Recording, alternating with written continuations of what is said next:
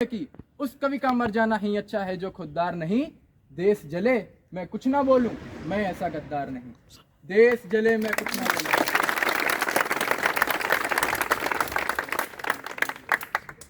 मैं बताना चाहूंगा कश्मीर की स्थिति 370 से पहले। सुनिएगा जरा। कश्मीर जो खूबसूरत की बेटे की राजधानी थी, कश्मीर जो खूबसूरत की बेटे की राजधानी थी, डमरू वाले शिव शंकर की वो घाटी कल्याणी थी। कश्मीर जो भूमंडल का स्वर्ग बताया जाता था, जिसकी मिट्टी को दुनिया में अर्घ चढ़ाया जाता था। कश्मीर वो डूब गया था अंधी गहरी खाई में, फूलों की घाटी रोती थी मरघट की तन्हाई में। फूलों की घाटी रोती थी मरघट की तन्हाई में। सुनने का रिलेशन क्या है? 47 में अपना देश आजाद हुआ। हिस्ट्री अगर कोई प्रिपेयर कर रहा होगा, एनडीए, सीडीएससी, एयरफोर्स, तो हिस्ट्री कॉमन है, समझ में आएगा आप सभी को सब कि कैसे खत्म कर सकते हैं जो पूरा विवाद है। भारत पाकिस्तान में मैच में एकदम से इतना इंटरेस्ट कैसे आ जाता है, सुनिएगा दो पंक्तियों के माध्यम से। कि दुश्मन ने विश्वासघात का छुरा पीठ में गाड़ दिया, दुश्मन ने विश्वासघात का छुरा पीठ में गाड़ दिया। शिमला समझौते पर खींचे मानचित्र को फाड़ दिया। बारूदी अंगारे लेकर सीमा रेखा नांग चुका। कस्मे वादे प्यार मोहब्बत सब खूंटी पर टांग चुका। तो तुम भी दो धातों का निर्णय एक बार हो जाने दो, एक युद्ध सीमा रेखा के आर पार हो जाने दो, एक युद्ध सीमा रेखा के आर पार हो जाने दो।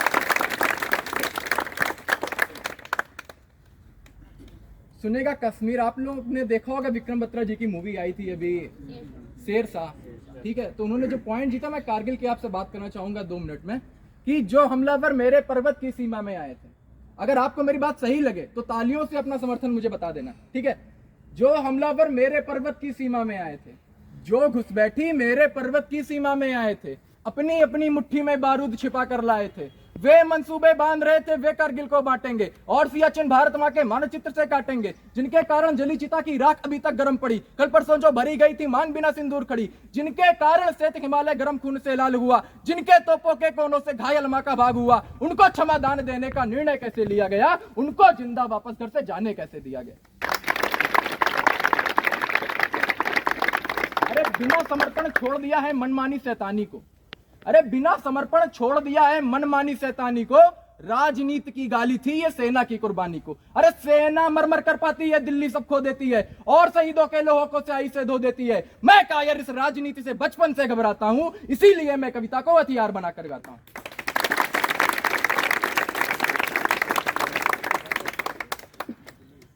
राजस्थान की एक घटना है, भरतपुर एक जिला पड़ता है, वहां पे एक जगह है अजान, वहां पे एक सूबेदार मेजर साहब, एसएम साहब वीरेंद्र सिंह जी की घायल होते हैं, वो उनका निधन हो जाता है, वो शहीद होते हैं कश्मीर पे।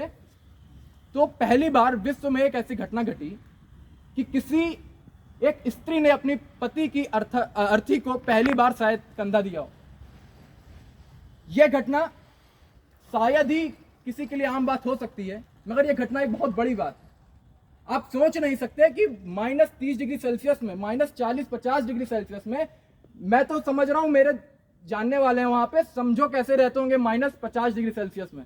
यहाँ पे तो 2-3 में ही हम लोग कितने कपड़े लादने लगते हैं, आग के सामने खड़े हैं। तो इमेजिन करना जरा कैसे रहते होंगे 40 डिग्री सेल्सियस में। कि जिन बेटों ने पर्वत काटे हैं अपने नाखूनों से, जिन बेटों ने पर्वत काटे हैं अपने नाखूनों से, उनकी कोई चाह नहीं है दिल्ली के कानूनों से।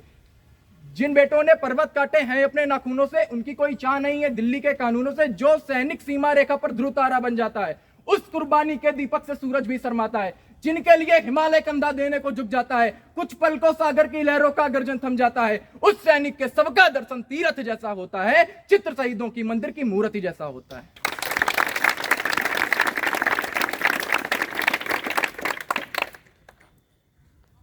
सुनिएगा, 2 पंक्तियों के माध्यम से बताऊंगा एक साहित्य घर की स्थिति क्या होती है।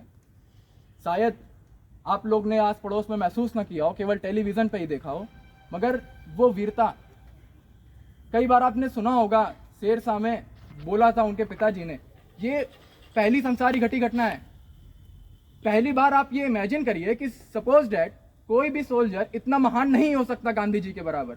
मैं तुलना नहीं कर सकता कि वो कितने महान थे हमारे फ्रीडम फाइटर्स, मगर मैं एक सैनिक की बात करता हूं कि वो उनसे कितना अलग था। उस सैनिक को पता है कि मैं अगले 30 सेकंड के अंदर मरने वाला हूं, तब भी वो आखिरी सांस तक गोली चला रहा हो, तो सोचो जिगरा क्या होगा। हंसना आसान है शायद, मगर इमेजिन आप जब करेंगे ना उस जगह पे, तब आपको समझ में आएगा क्या हकीकत है। सुनिएगा जरा। सुख भरपूर गया, मांग का सिंदूर गया, नन्हे दो निहालों की लंगोटियां चली गईं। सुख भरपूर गया, मांग का सिंदूर गया, नन्हे दो निहालों की लंगोटियां चली गईं। बाप की दवाई गई, भाई की पढ़ाई गई, छोटी छोटी बेटियों की चोटियां चली गईं। एक ऐसा विस्फोट हुआ जिस्म का पता ही नहीं, पूरे ही शरीर की तो बोटियां चली गईं। अरे आपके लिए तो एक आदमी मरा है साहब, किंतु उनके घर की रोटियां चली गईं।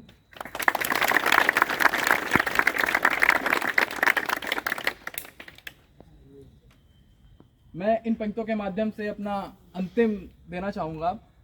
सुनिएगा जरा। मैं दिनकर का पाठचंद भी गहन मौन में खोया हूं, मैं दिनकर का पाठचंद भी गहन मौन में खोया हूं। उन बेटों की याद कहानी लिखते लिखते रोया हूं, जिन माथे की कुमकुम बिंदी वापस लौट नहीं पाई। चुटकी झुमके काजल ले गई कुर्बानी की अंगड़ाई, कुछ बहनों की राखी जल गई है बर्फीली घाटी में। वेदी के गठबंधन मिल गए हैं करगिल की माटी में। पर्वत पर कितने सिंधु हैं, वे सब दफन हुए होंगे। 20 बसंतों के मधुमासी बेटे हवन हुए होंगे। रूठा कंगन दूल्हा महावर, टूटा कंगन हाथों का, कोई मोल नहीं दे सकता बासंती जज्बातों का, कोई मोल नहीं दे सकता बासंती जज्बातों का। एक क्षण को अपने मन में सोचिएगा। जो पहले पहले चुंबन के बाद लाम पर चला गया, जो पहले पहले चुंबन के बाद लाम पर चला गया, नई दुल्हन की सेध छोड़कर युद्ध काम पर चला गया। उसको भी मीठी नींदों की करवट याद रही होगी, खुशबू में डूबी यादों की सलवट याद रही होगी, खुशबू में डूबी यादों की सलवट याद रही होगी। गीली मेहंदी रोई होगी चुपके घर के कोने में, ताजा का जल छूटा होगा चुपके चुपके रोने में। जब बेटे की अर्थी आई होगी सूने आंगन में, शायद दूध उतरवाया हो बूढ़ी माँ के दामन में, शायद दूध उतराया हो बूढ़ी माँ के दामन में। मैं ऐसी हर देवी के चरणों में शीश झुकाता हूँ, इसीलिए मैं कविता को हथियार बना कर गाता हूँ, इसीलिए मैं कविता को हथियार बना कर गाता हूँ।